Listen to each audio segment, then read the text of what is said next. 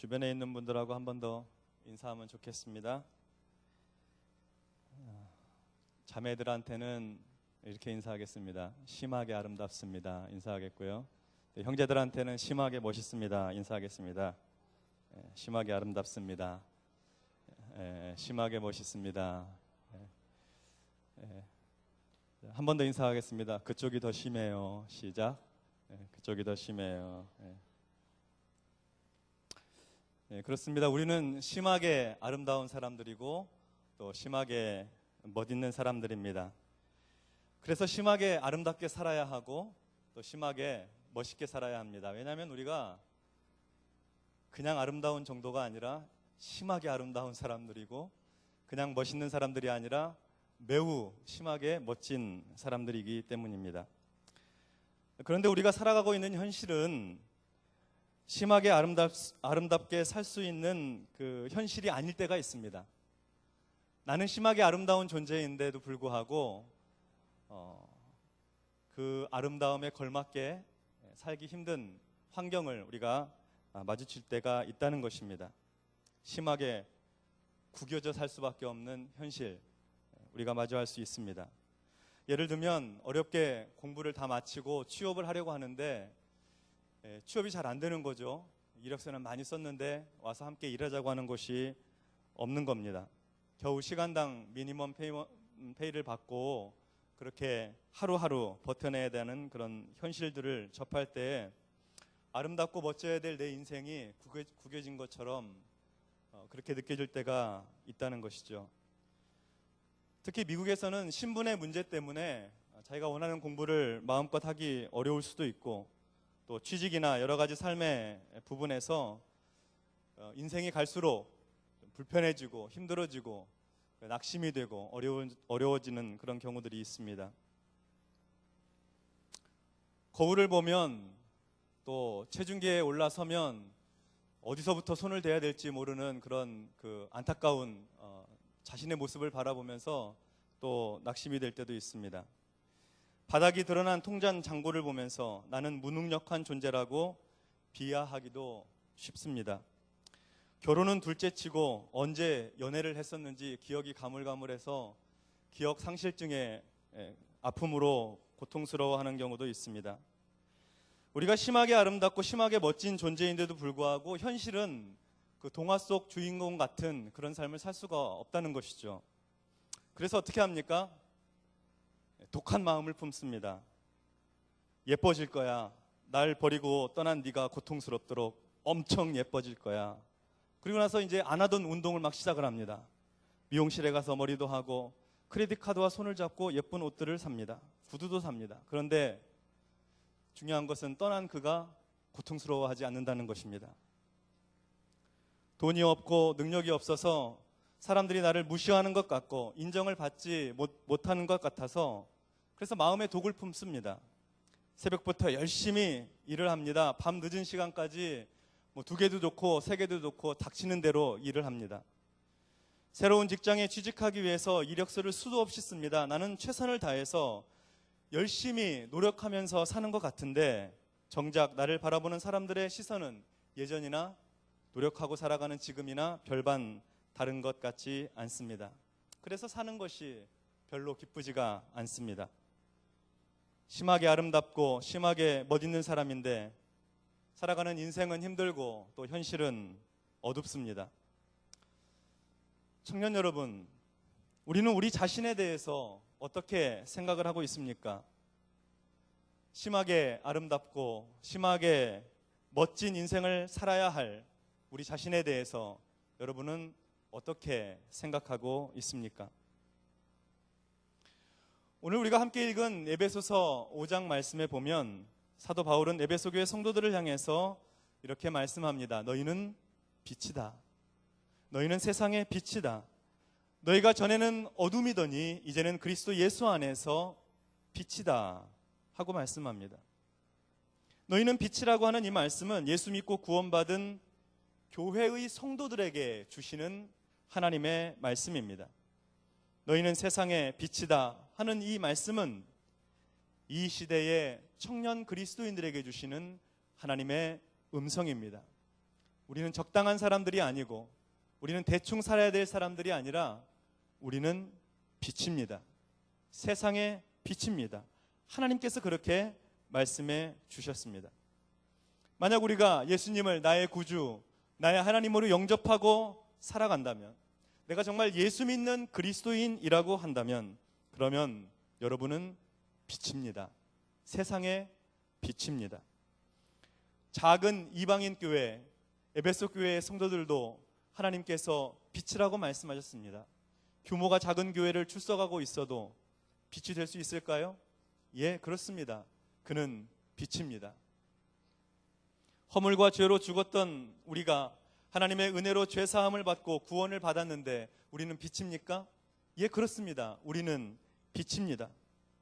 우리가 우리 자신에 대해서 어떻게 생각하고 있든지, 우리의 삶의 형편과 환경이 어떠하든지, 당장 내일 내가 무엇을 해야 될지 오늘 지금도 머릿속으로 자꾸 생각하고 또 생각하고 계산해보고 있는 우리 자신을 향해서 하나님은 너희는 빛이야, 너희는 세상의 빛이야 하고 말씀해 주시는 것입니다. 사실 우리가 예수 그리스도를 믿지 않았을 때에, 예수님을 몰랐을 때에 우리는 죄에게 종노릇하던 사람들이었습니다. 예수를 알기 전에, 그리스도의 십자가 은총을 내 마음속에 진실로 받아들이기 전에 우리는 본질상 진노의 자녀였습니다. 하나님을 기쁘시게 할 수도 없고 이웃을 마음을 다해 사랑할 수도 없는 그런 열매 맺지 못하는 잎만 무성한 그런 나무에 불과하였습니다. 예수를 알기 전에 우리는 육체의 즐거움과 쾌락을 쫓아 살던 허물과 죄로 영원히 죽을 수밖에 없는 존재였습니다. 그래서 그의 영혼은 죽을 수밖에 없을 뿐만 아니라 당장에 죽어있는 상태였습니다.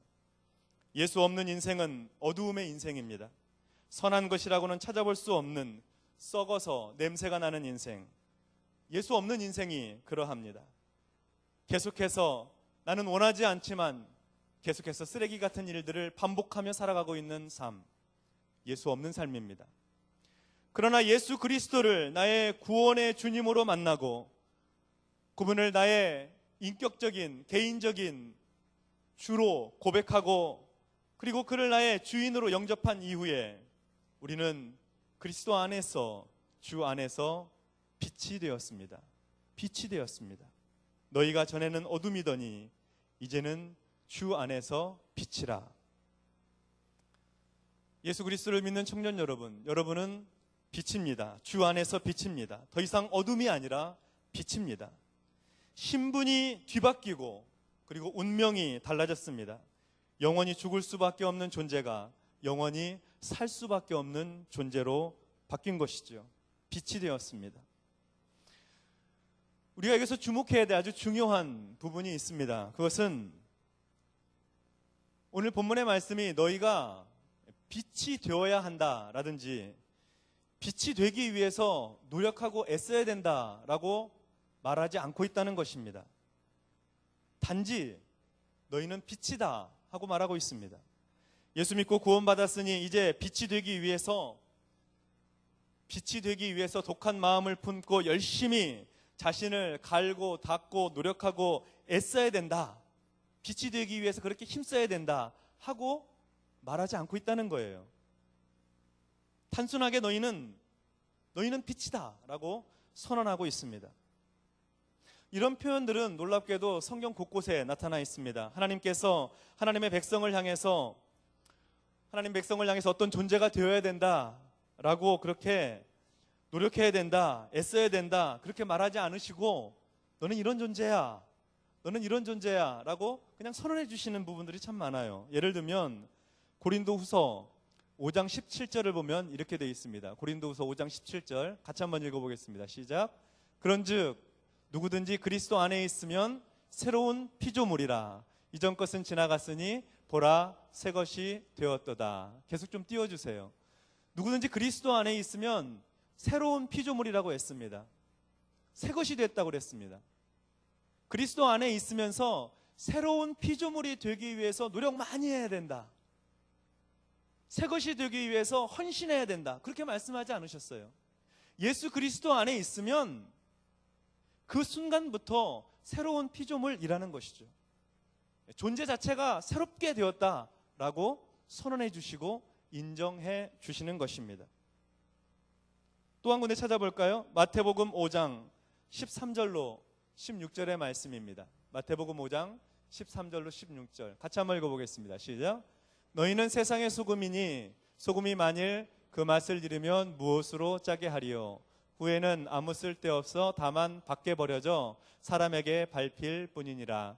너희는 세상의 빛이라. 산 위에 있는 동네가 숨겨지지 못할 것이요 사람이 등불을 켜서 말 아래에 두지 아니하고 등경 위에 두나니 이러므로 집안 모든 사람에게 비치느니라.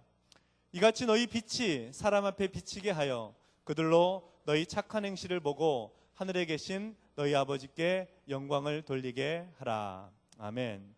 예수님께서는 그의 제자들을 향해서 이렇게 말씀하시는 거예요. 너희는 세상의 소금이다. 그의 제자들을 향해서 너희는 세상의 빛이다.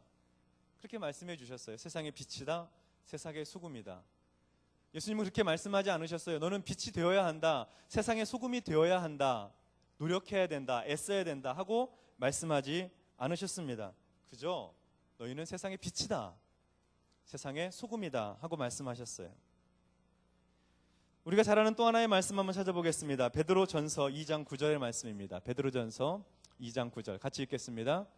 그러나 너희는 택하신 족속이요 왕같은 제사장들이요 거룩한 나라요 그의 소유된 백성이니 이는 너희를 어두운 데서 불러내어 그의 기이한 빛에 들어가게 하신 이의 아름다운 덕을 선포하게 하려 하심이라. 여기서도 마찬가지예요. 택하신 족속이 되기 위해서 노력하라. 왕같은 제사장이 되기 위해서 노력하라. 또 하나님의 소유가 되기 위해서 애써야 된다. 그렇게 말씀하지 않으셨어요. 단순하게 선언해 주셨어요. 너희는 왕같은 제사장들이야. 너희는 택하신 족속이야. 하나님 나라의 거룩한 백성이라고 그렇게 인정해 주시는 것이죠. 여러분, 신앙생활은 어떤 존재가 되기 위해서 노력하는 그런 것이 아닙니다. 수고 많이 해야 되는 그런 것이 아닙니다. 예수 믿는 그리스도인의 가치는 우리 자신의 어떤 노력이나 수고에 있는 것이 아닙니다. 그걸 통해서 내가 가치 있는 존재가 되기도 하고 노력하고 수고하지 않아서 가치 없는 존재가 되기도 하고 그렇지 않다는 것이죠. 하나님 편에서 일방적으로 선언해 주시는 거예요. 너희는 빛이다. 신앙생활은 예수 그리스도 안에서 이미 이런 존재다라고 선언해 주시고 인정해 주신 그 존재로 그냥 사는 겁니다. 신앙생활은 하나님께서 나를 향해 너는 빛이다 라고 말씀하셔서 그냥 빛으로 사는 거예요. 너희는 왕같은 제사장이다 라고 말씀해 주셔서 왕같은 제사장으로 그냥 사는 거예요. 그냥 사는 거. 그게 신앙생활입니다. 존재가 이미 빛이기 때문에 빛으로 살면 됩니다. 빛이 되기 위해서 노력하는 것이 아니라 존재 그 자체로 살면 되는 것입니다. 빛으로서 빛답게 그렇게 사는 것, 그게 신앙생활입니다. 예수를 믿으면 하나님의 자녀라고 합니다. 신앙생활은 하나님의 자녀로 사는 거예요. 그냥 하나님 자녀로 사는 거예요. 하나님의 자녀가 되기 위해서 잘 보이려고 노력하고 애쓰고 꾸며서 그렇게 자녀가 되는 것이 아닙니다. 자녀는 태어나는 것이지 자녀는 만들어져가는 과정 속에 있는 것이 아닙니다. 노력 잘하면 하나님의 자녀가 되고 노력하지 않고 애쓰지 않으면 예수 믿어도 하나님의 자녀가 되지 않는 하나님 자녀의 범주에서 벗어나는 그런 것이 아니라는 거죠. 하나님의 자녀는 하나님의 자녀로 그냥 사는 겁니다. 하나님의 자녀답게 사는 겁니다. 어떤 자녀는 부모의 기쁨이 되기도 합니다. 부모의 자랑이 되기도 합니다. 그러나 어떤 자녀는요, 부모의 근심이 되기도 하고 부모의 염려와 걱정이 되기도 해요. 그렇지만 기쁨을 주고 자랑이 되는 자녀만 자녀이고 염려와 근심을 주는 자녀는 오늘부터 자녀 아니다 라고 그렇게 말하지 못하는 거잖아요. 자녀는 부모에게 태어나는 겁니다. 태어나면 자녀인 거예요. 염려와 근심이 되기도 하지만 자녀인 겁니다. 예수 믿고 하나님의 자녀가 되었으면, 예수 믿고 빛이 되었으면 그 자체로 하나님 자녀이고 빛인 것입니다. 여기 결혼한 젊은 부부들 계세요 혹시? 예. 여러분 앞으로 이제 결혼하게 될 텐데요. 결혼하면 남자는 남편이 되는 거예요. 그냥 남편인 거예요. 결혼하고 나서 그때부터 남편이 되기 위해서 뭔가 노력을 많이 하고 아내의 인정을 받아야지 그 다음에 남편이 되는 것이 아닙니다. 결혼하면 그날 남편이 되는 거예요. 아내도 마찬가지죠. 결혼하면 그냥 아내가 되는 거예요. 그냥 아내로 사는 거예요. 예. 좀 미숙한 남편이 있을 수 있죠. 미숙한 아내가 있을 수도 있습니다. 그렇지만 남편은 남편이 되는 거고 아내는 아내가 되는 거예요. 결혼과 동시에 그렇게 되는 것입니다. 옛날에 사회적으로 아주 신분이 높고 재산도 많은 가문에 아들이 있었습니다. 그 가문의 아들이 그 집에서 일하는 여종을 사랑하게 됐어요. 이루어질 수 없는 사랑, 해서는 안 되는 사랑을 한 거죠.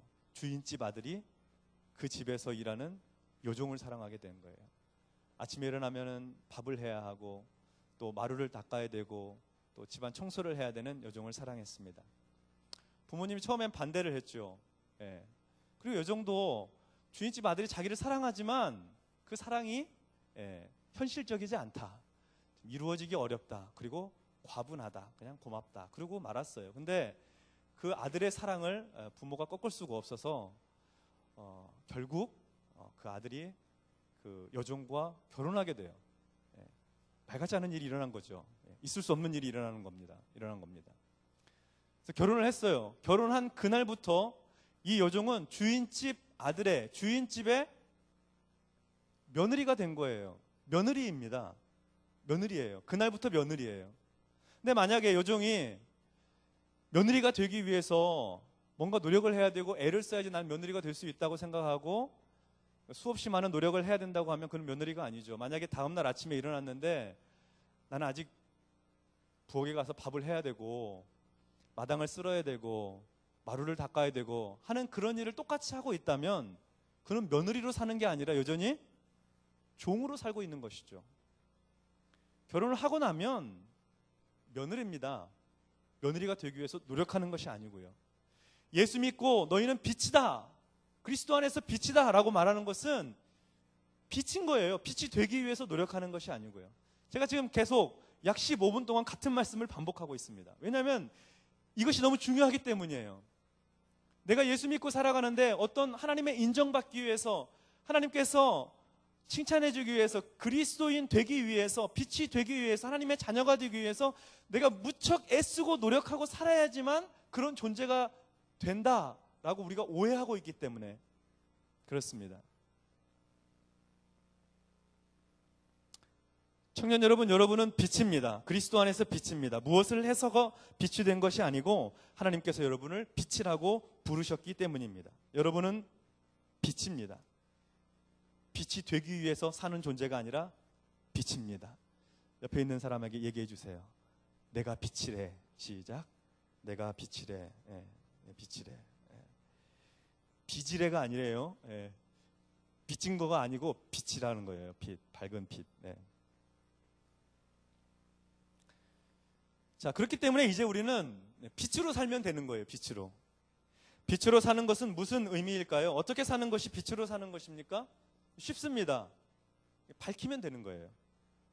빛은 밝히는 것입니다. 어둠을 밝히는 것입니다. 빛이 있으면 주변이 밝습니다.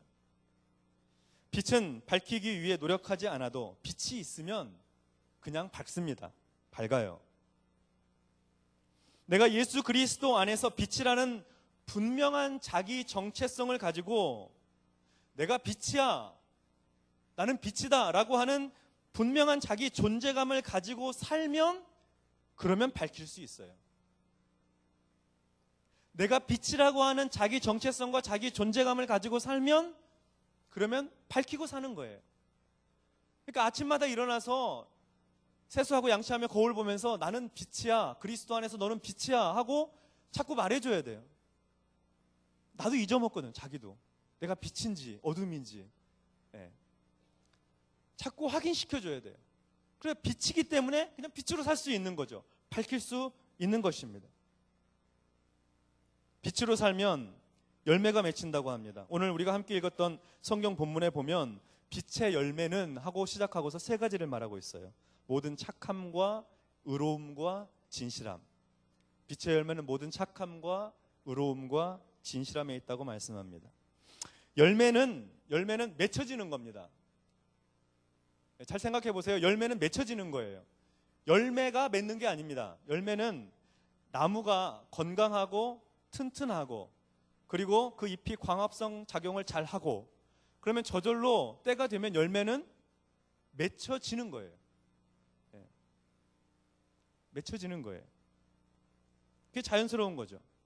다시 말하면 예수 믿는 우리가 빛이고 빛으로 살아서 밝히면 그러면 열매가 맺어지는 거예요.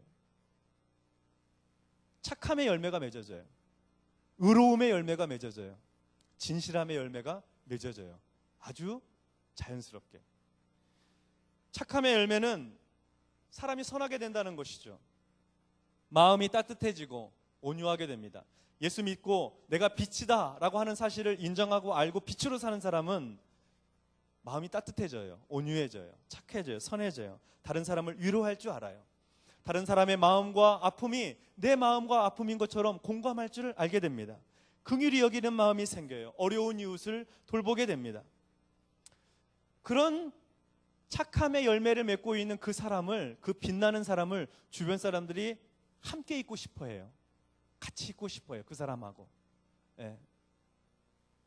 그리고 그 사람을 그 사람과 사귀고 싶어 하고 그 사람을 사랑하게 되고 빛의 자녀로 살았는데 빛으로 살았는데 연애가 시작이 되고 연애의 열매가 맺게 되고 그렇게 살게 되는 거예요. 내가 빛이다. 내가 빛임으로 빛나는 인생을 산다라고 하는 그런 용기, 그런 담대함, 그런 당당함, 그것이 사람을 끄는 거예요. 사람을 끄는 거예요. 어떤 사람은 보면 절대 연애를 잘 할 것 같지 않은 사람이 있어요. 근데 항상 그 주변에는 남자들이 있고 항상 그 주변에는 여자들이 있고 하는 그런 이해되지 않는 사람들이 가끔 있습니다. 근데 공통점이 있어요. 그런 사람들의 공통점. 굉장히 당당해요. 자신만만해요. 그런 과도한 자신감이 어디서 나왔는지 모르겠는데 하여튼 자신만만해요. 자신감 넘치는 사람 주변에는요. 그래서 그 안에서 마음이 따뜻하고 선한 성품을 가지고 그렇게 당당한 사람 주변에는 사람들이 함께 있고 싶어하고 모이게 된다는 것입니다. 우리는 빛입니다.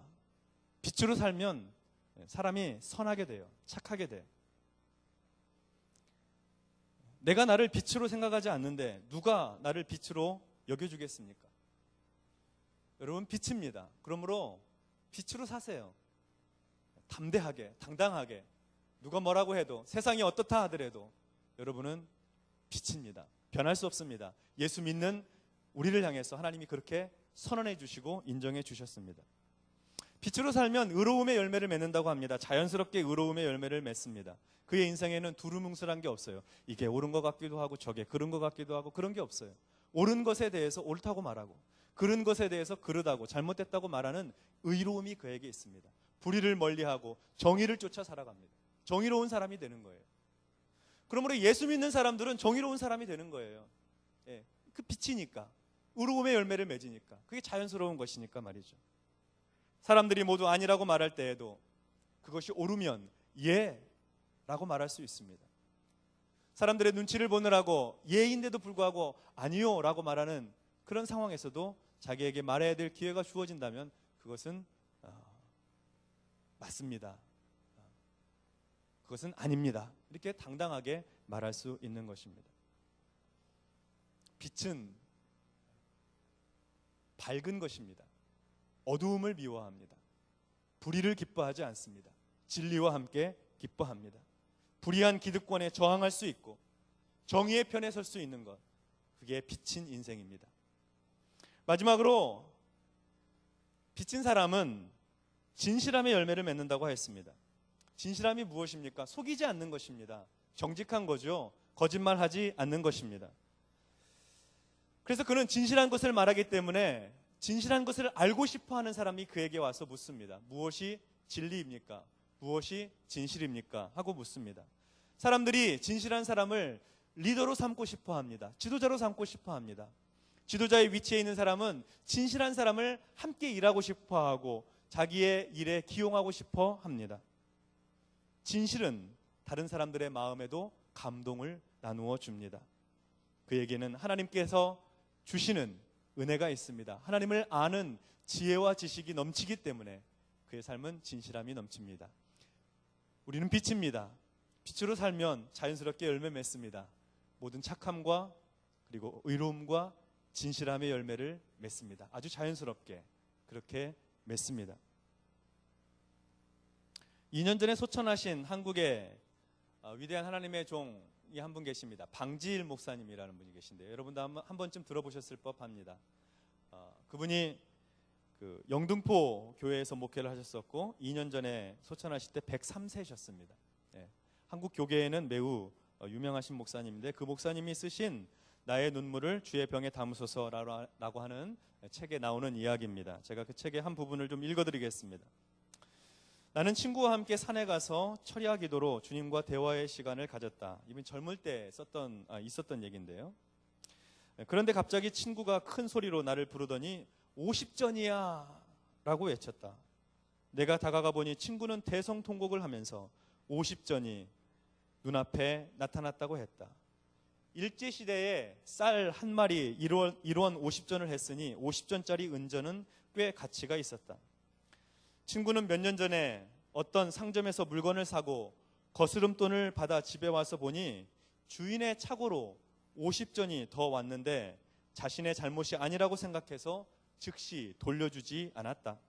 이 일이 새벽 기도에서 생각나서 하나님 앞에 자복하고 회개하면서 그 회개하는 마음으로 50전을 헌금으로 드렸지만 그날 밤 기도할 때 다시 50전이 똑똑히 보이자 50전을 돌려주지 못한 것을 다시 자책했다. 그런데 철야 기도하는 그때 다시 50전이 보인 것이다.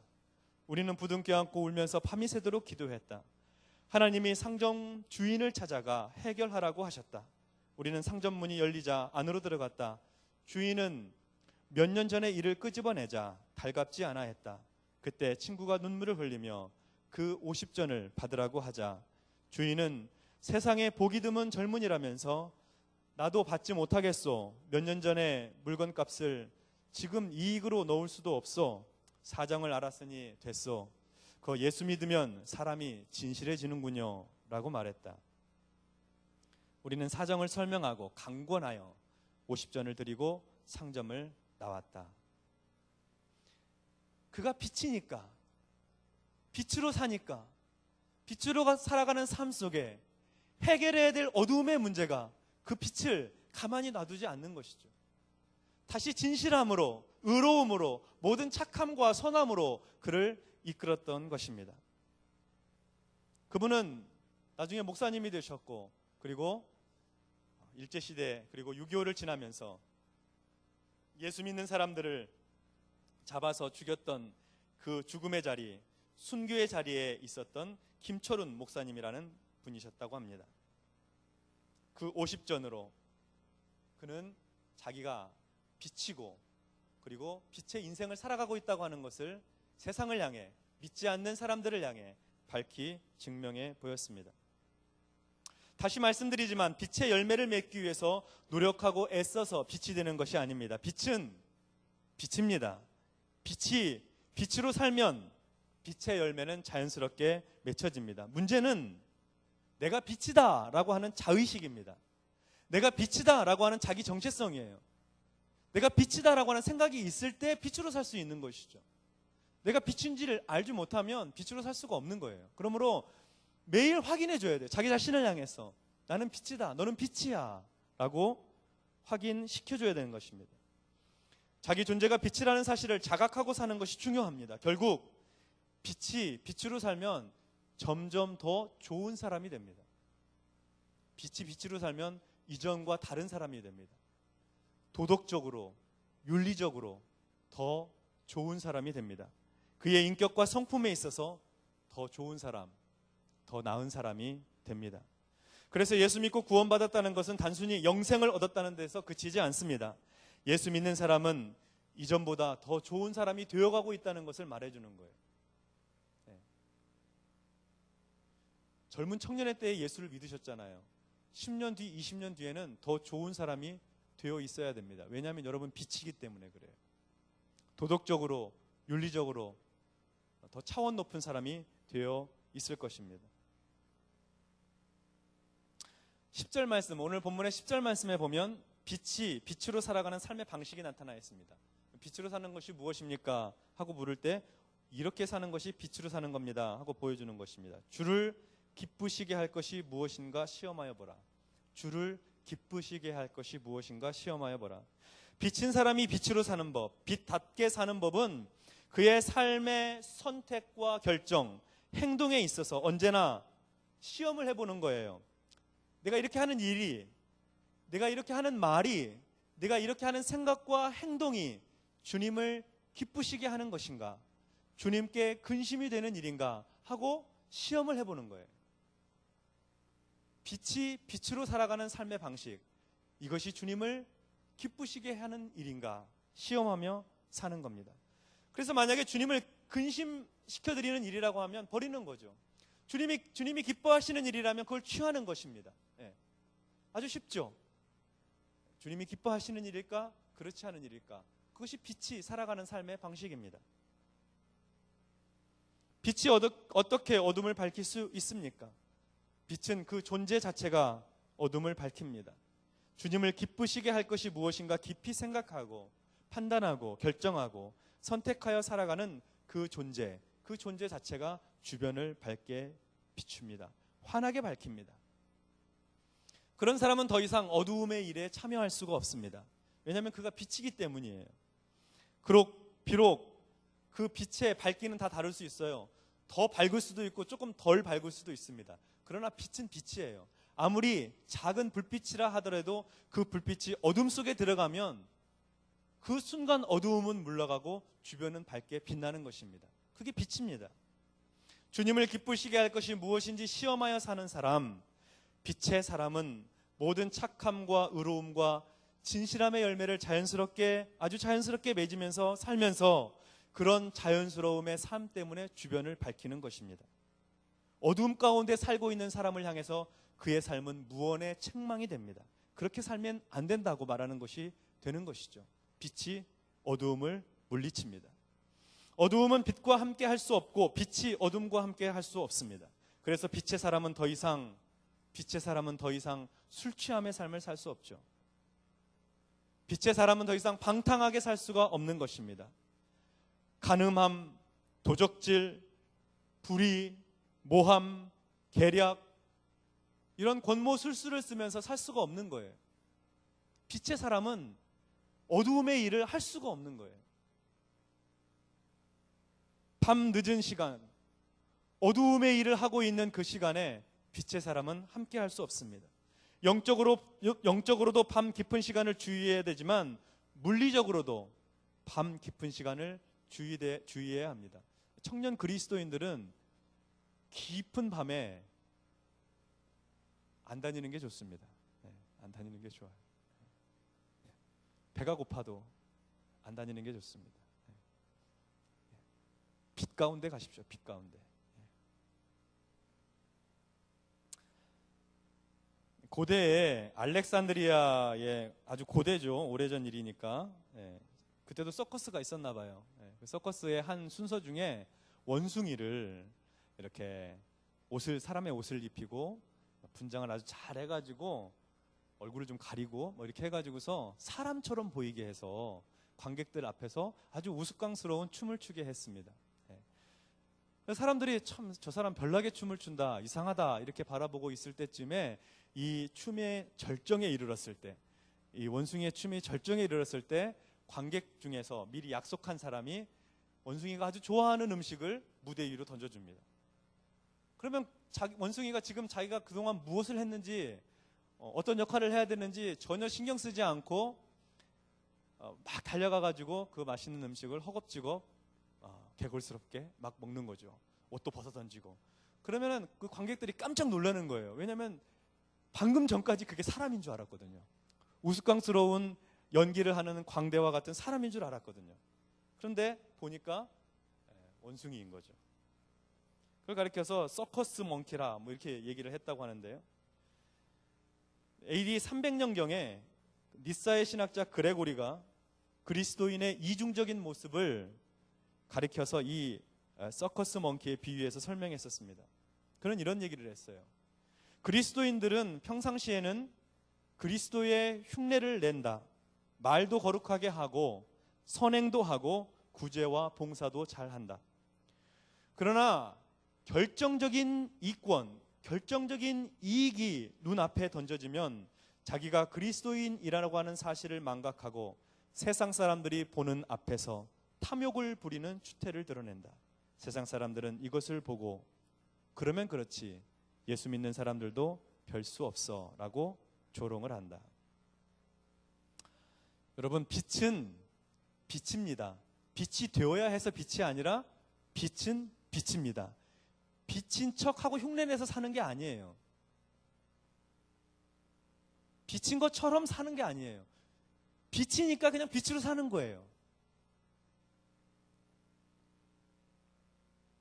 빛을 흉내내지 말고 빛으로 살아가십시다. 청년 여러분, 여러분은 심하게 아름다운 빛입니다. 심하게 멋있는 빛입니다. 그것은 여러분 자신이 아름답기 때문이 아닙니다. 여러분 자신이 멋있어서 그런 것이 아닙니다. 여러분이 심하게 아름답고 심하게 멋진 그런 빛인 이유는 여러분 안에 계신 예수 그리스도께서 참 빛이시기 때문에 그렇습니다. 우리 안에 거하시는 예수님께서 참 빛이시기 때문에 그 빛을 받고 그 빛을 담고 있고 그 빛을 안고 있는 우리가 그 빛을 반사해서 보여주는 거예요.